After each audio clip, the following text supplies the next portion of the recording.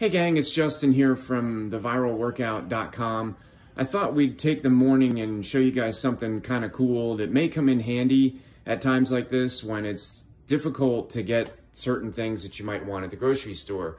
So I got back from the grocery store today and I realized I had a gallon of milk in my outside refrigerator that was beyond the expiration date.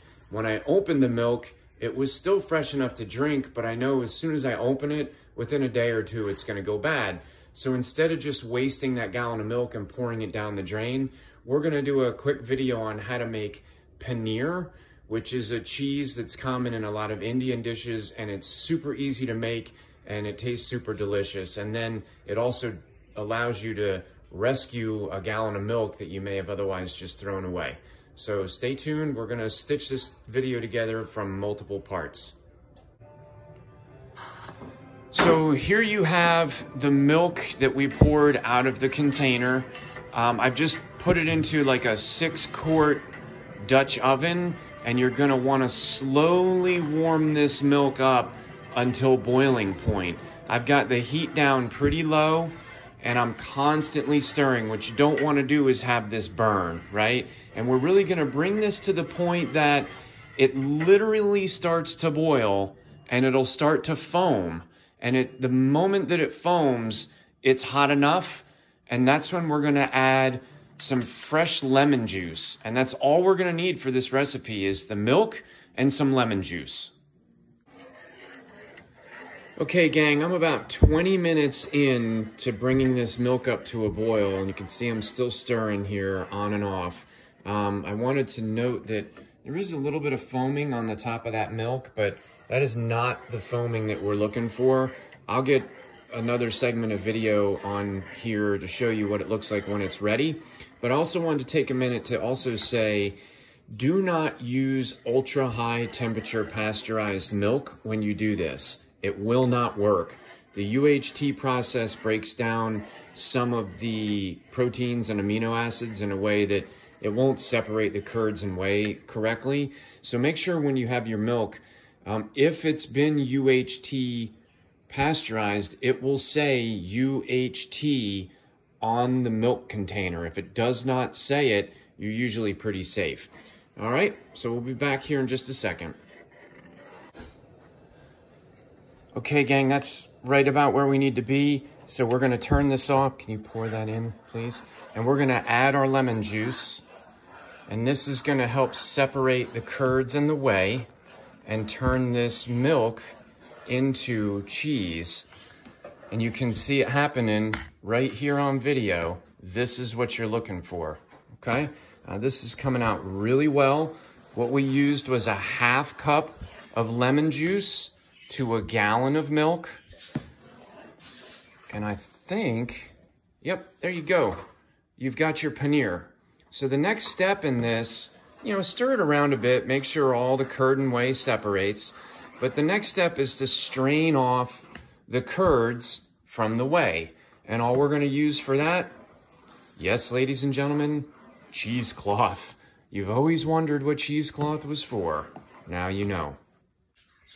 Okay, so all I'm gonna do here is pour my curds and whey over a cheesecloth and through a colander. And I'm just looking to strain the curds and whey. It is a little messy, kind of splattering. Usually do this in the sink, but I wanted to get a video together and this is just a better backdrop. Okay, good. And when you look at the bottom of your pot that you did this in, you shouldn't see any scalding down there, okay? So this actually came out really well. And you can see in our bowl here, we've got the curds and the whey. Now this whey is just liquid and it's loaded with whey protein.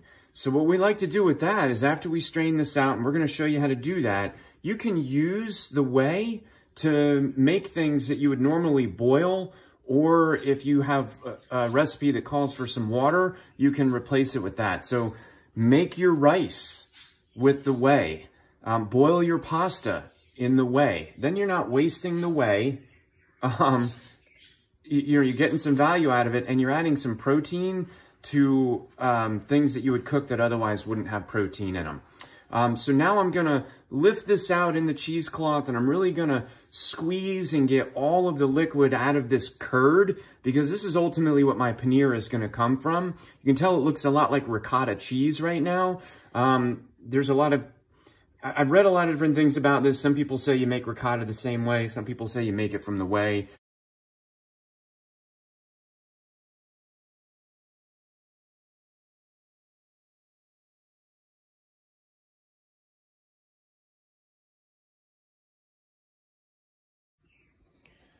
Okay, so what I did is I drained the paneer in the cheesecloth for probably 5 minutes, and I twisted it to kind of wring out the rest of the whey. And I've set it down on a plate. I've put the knot off to the side so that this kind of compresses into a nice disc shape. And I'm just gonna put a plate on top, and then I just need to weigh that plate down. In fact, I might put these on sideways, okay? And you're just gonna take this, put it in your refrigerator, and in about 20 minutes or so, it'll be ready to eat. I'm actually gonna leave it in there for a few hours because it's still kind of early in the day and we're not ready to make the paneer tikka that we're gonna have for dinner tonight. But make sure you press it for a while. If you're not gonna use it right away, you can put it in a Ziploc bag and throw it right in the freezer. It'll last frozen for a long time. But anyway, that's how to make paneer at home from a gallon of milk that you would have otherwise thrown away. Hope you like this video, and we'll see you on the next one.